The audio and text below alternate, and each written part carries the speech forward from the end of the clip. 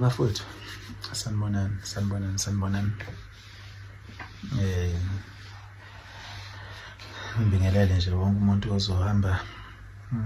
ahlangane nalo mbukiso engiwenzayo njengamanje. Amashelela lo. Mvuka ngubani? Bayamazi abantu mfana kaSolundi.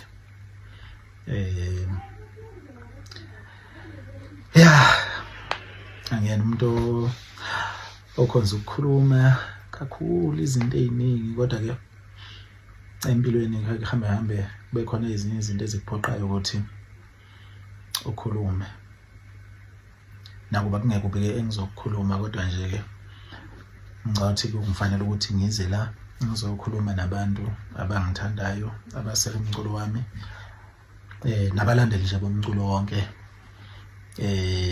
abaye bethi noma bedlala umculo bese behlangana nomculo kaMashelela bewudlala. Bafowethu, kunesimo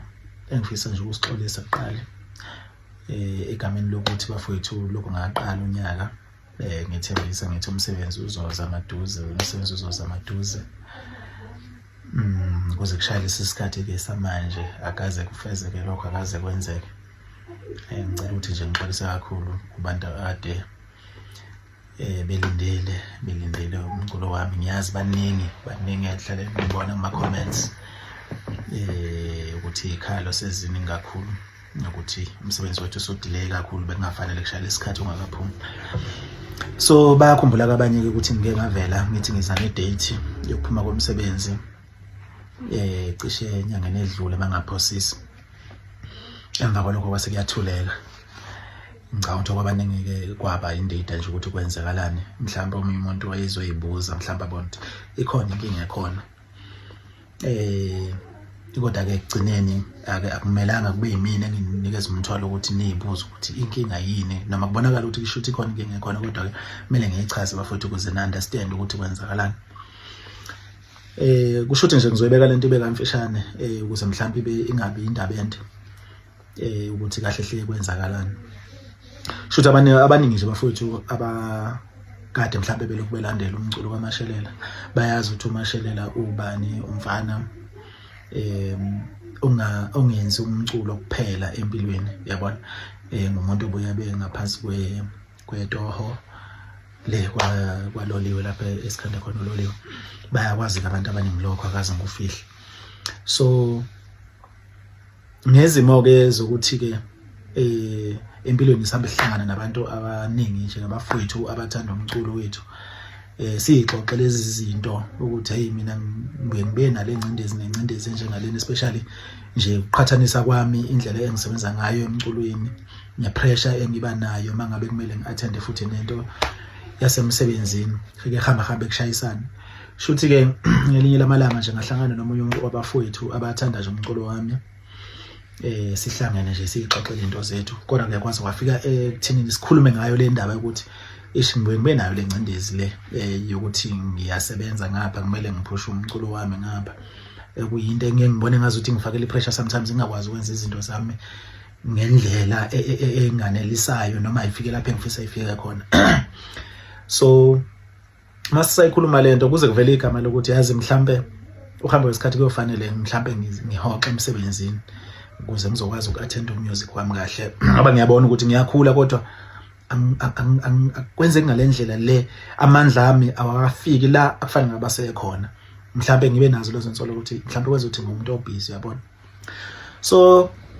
lo mfowethu ke engithi ngahlangana naye ke noma ngeke ngimusho ngegama, wayese ngoba umuntu o-right empilweni, umuntu nje oyindoda ehlanganisayo.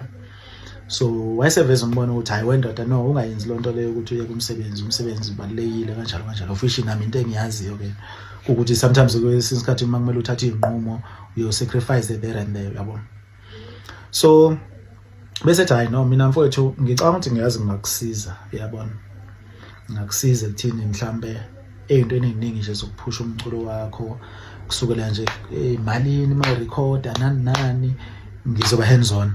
ukuze ube ne-peace of mind wena uyazi ukuthi uphusha umsebenzi wakho ngapha ama-update uzowathola kimi nokubambisana nomfowethu ngoba mina isikhathi esiningi ngisebenza nomfowethu garage uyabona bayamazi-ke abantu abaningi so mina ngomuntu lokungafika kwi-industry mina angikaze ngisizwe yonke into ngisuke ngizenzela nje uyabona ngalokho okuncane nami enginakho kuze kugcina nje kuphumelele kuphume kuye ebantwini into eziningi ngiyazenzela uyabona kodwa-ke ngiye ngizwa abanye abafowethu bethi bayasizwa abanye bangaphansi kwama-companies nani abanye bebuye engazi ukuthi kuney'nkinga zey'mali sekuyabangwa ngibuye ngiyitshela ukuthi mhlawumbe ngi-right ngizenzela ngendlela engenza ngayo yabo kodwa uma kuqhamuka nje umuntu ongi-ofarisha usizo kanjalo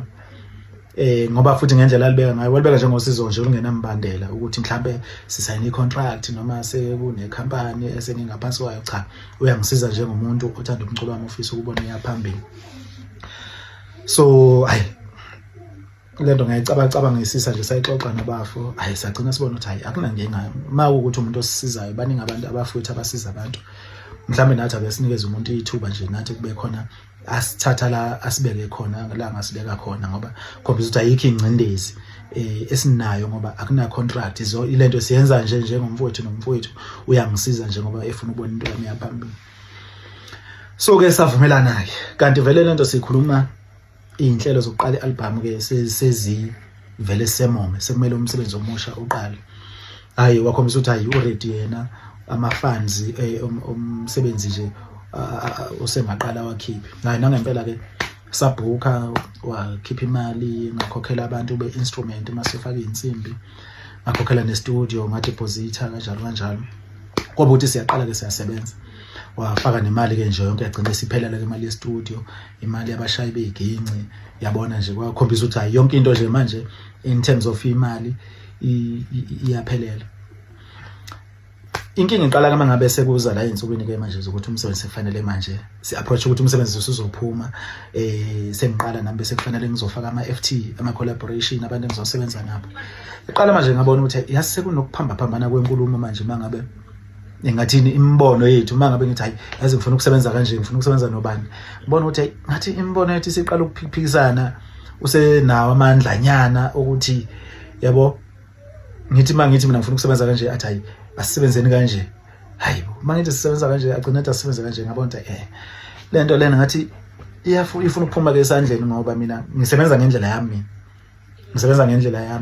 so ngilekelela ngendlela ongilekelela ngayo but akungangishintshisi indlela mina ngisebenza ngayo yabona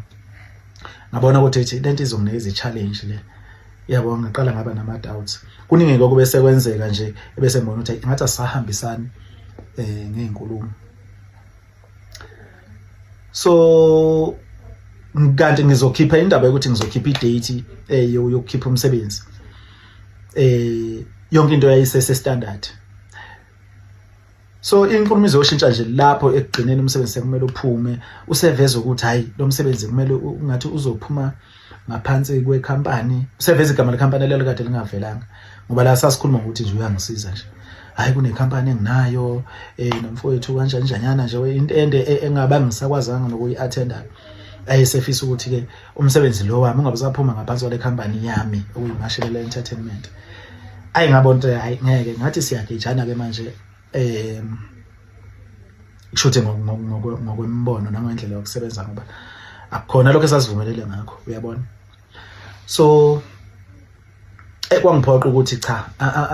angihlehle ke manje ngawumyisa umsebenzi kwaphoqa nje ukuthi yonke into siyiphoze ke manje sathi ayimeke lento njengamanje ke sizama ukulungisa le nkulumo ngoba asikwazi ukuthi sikhulume inkulumo eyiphikisane unamandla emsebenzini wami engiwenzayo njengamanje ngoba usefaka imali eningi nami nginamandla futhi ngoba phela umsebenzi wami uyabona so kwaphoqa ukuthi ke asiphoze ke manje sibone ukuthi isombululo ke manje sizoba yini ngoba mina ngeke ngikwazi ukusebenza ngale ndlela manje sefuna ukusebenzisa ngayo uyabona akuyona esasivumelene ngayo so kwayi-challenge ke manje kwaze wafika esigabeni sokuthatha impela umsebenzi ngamane udelete ngamane udelete kanjani umsebenzi sengisebenze kangaka uyabona ngoba sekusele nje ama-touch up iy'nto ey'ncane ukuthi sifinalize umsebenzi ngamane udelete umsebenzi kanjalo kuphoqa ukuthi ayimeke yonke lento njengoba kwavele kwathi cwaka kwathi nse sibhizi ke sidinga intalo lo daba ukuthi ongcono mfowethu uthatha imali ngoba sixabene wawungi-offerisha usizo kodwa ke ngoba siyagejana ngendlela yokusebenza ngicela nje ukwenza indlela mfowethu ngibuyisela imali ngikwazi ukuqhubeka nomsebenzi wami abantu bawulindile uyabona kwayi-challenge ke manje akasafuna umuntu ukwamukela imali umfowethu so kwamdonsiswana kwaze waphoqa ukuthi ngisondeze abanye abafowethu ke bangilekelele sizama ukubonisana naye ngenhlanhla ke kwaze wafika lapha engazi ukuthi inkulumo ke iyazwana ke khona ngahlanganisa ke ngendlela engahlanganisa ngayo nabafowethu abangisizayo ngoba bese kuyinto esengithathela phezulu engangikade ngayihlelele ukuthi sekumele ngihlanganise imali engaka manje nginikeze umuntu uyabona so sazama ke nje ukuthi sikwenze kwenzeke sekuze kwalunga ke bafowethu sambuyisela umfowethu imali manje ke indaba isekuthinini ke manje kufanele umsebenzi uphume imali njengamanje ke ngiqala manje ngikwazi ukubuyela e-studio ngiyoqhubeka nomsebenzi ke manje ngoba yonke into ibisimile ikupause kodwa ke nje bafowethu umsebenzi uyeza yonke into isilungile sikhulumile nomfowethu wathatha imali asixabene ngeke ngimusho futhi ngegama lapha kodwa ngenzela ukuthi nazi ukuthi inkinga ibikuphi kahle hle ngingaveli ngithule nje ngoba bengingasazi sengisaba ngisho ukuposta nami ukuthi engithi ngiyaposta imibuzo eninayo angikwazi ngisho ukuyiphendula yabo so bafowethu umsebenzi uyeza studio sesibuyele sisemaphethelweni nje vele ngoba siqhubeke lapha esasivele sigcine khona kodwa nje maduze bafowethu nginethemba lokuthi kuzothi phela lenyanga nje kaJuly libe selibhubhile izwe bafowethu ngiyazi ukuthi niyangithemba nami ngiyazethemba umsebenzi uyeza ningadinwa yimina ningibekezelele nje bafowethu ngiyabonga ngoba ngempela ningibekezelele ngendlela nje ningibekezelele ngakhona kwaze kwashalisa isikhathi nakuba nje kuthulekile kunje kodwa nje ukuthi nisami la engimi khona ngiyabonga kakhulu bafowethu futhi ngiyethemba lokuthi nizongeseka njengendlela ehlele ziningeseka ngakhona olese nje kwelula sengibe mude kakhulu kodwa nje bengenzela ukuthi ngenabe ngiveze le ndaba ibeka mfishane nje noma ngeke ngikwazi ukungena kuma details onke kodwa ngicela ukuthi nginibekile nje isithombeni ukuthi niqonde ukuthi kwenzakalani so yeah bafowethu ilokho ebengithi ngizokudlulisa ngalombukiswanyana nje umfishane engiwenzile saluda King SMS sebonga bafowethu uyeza umsebenzi